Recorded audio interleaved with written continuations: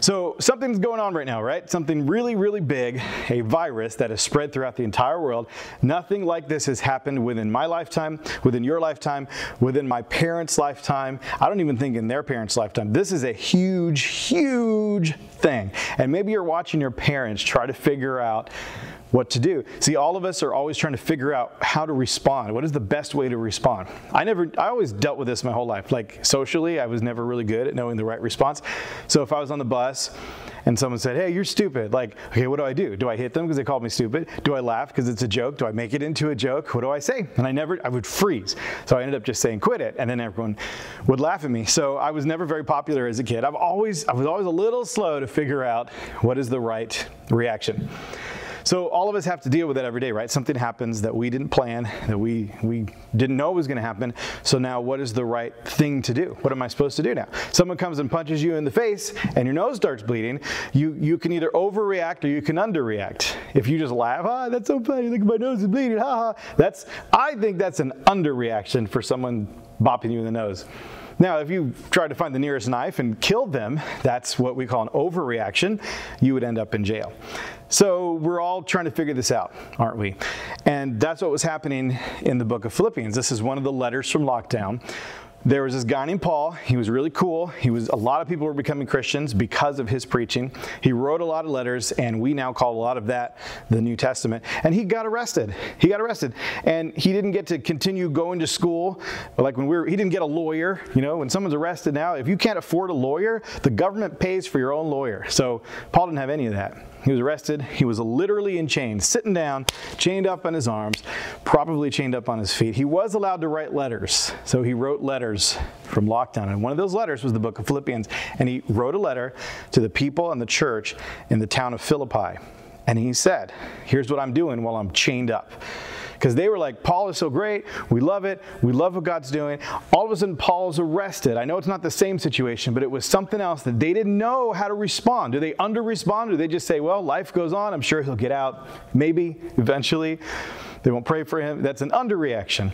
An overreaction might be, I can't believe they arrested Paul. We're going to go against the Roman guards, and we're going to fight them and get the knives and the guns. And maybe they didn't have those invented yet, but they could have overreacted, and they would have been crushed. They had to figure out, what do we do? So Paul, who's chained in his cell, he wrote them a letter, and he said, here's what I'm doing while I'm arrested. I'm praying for you, which is a crazy thought. That's like somebody getting COVID-19 and praying for you to stay healthy. That's what Paul did. And Paul says this, here's what I'm praying. He says, I'm praying for you guys because I know a lot's going on. I know you don't know how to respond. I know you're watching your parents, and your parents don't know how to respond. I know the governments don't really know how to respond. They're trying to figure out the best thing to do.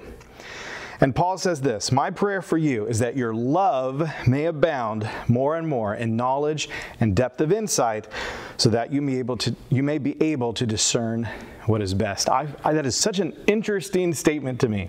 Okay, if I'm trying to discern what is best, figure out the right reaction, even that phrase, figure out, means that I'm relying on my head, right? How do I determine here what I'm supposed to do?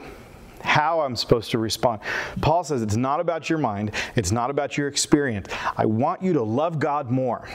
And guys, I'm not saying this as a cliche, just something we say, well, love God more because everything's going on. No, he tells me here, if your love abounds, then it's your love for God and your love for his people. If you let that grow in a time that you have no idea what to do, what God gives you is more knowledge and more depth of insight so that you can discern what is best. Because trying to figure out whether we're overreacting or underreacting, the word for that is discernment.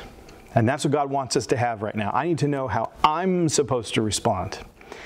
And if I double down on my love for God, then not only can I discern what is best to do now, but he says, so that you may be pure and blameless for the day of Christ. When God comes back, he's going to tell you, I watched you when you were shut in at your home.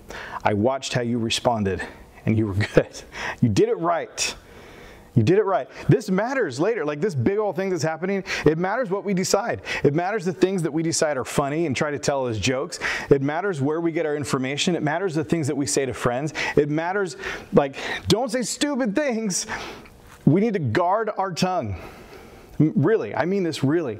Think through everything we're saying, because God says you have to respond not by thinking harder or asking another person. You have to respond by learning to love me better.